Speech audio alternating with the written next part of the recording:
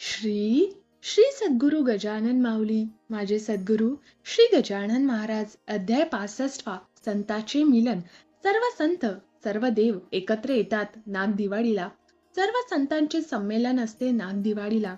एकमेकांचे आचार विचार, एकमेकांचे कार्य एकमेकांनी समजून घेणे, आध्यात्मिक शाळेचे कार्य, तिथल्या विद्यार्थ्यांचा विचार, निसर्गाचा विचार, सृष्टीचे कार्य, सर्व संबंधित विषय चर्चेला जातात. श्री गुरुदेव दत्त त्रिमूर्ती यांचा पाठ दिवाळीनंतर सुरू होणार असतो.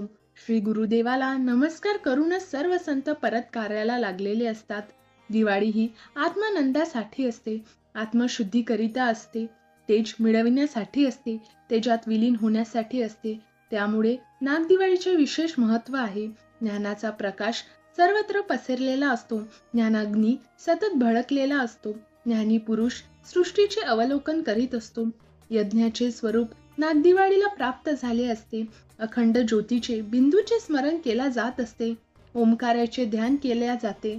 ओंकाराचा जप केला जात असतो. शिव स्वरूपाची आठवण काढल्या जात असते. सत्य स्वीकारल्या जात असते. सत्याचे प्रयोग केल्या जात असते. नागाची आठवण केल्या जात असते. कुंडलिनी शक्ती, आत्मकार वृत्ती, परब्रह्म शक्तीची आठवण केल्या जात असते आणि दिवाळी मनवल्या जात असते. भगवती देवीचे स्मरण चालू असते. हृदयात दीपक लावला जात असतो. दिवाळी मनवल्या जात असते. बोला श्री गजानन महाराज की जय.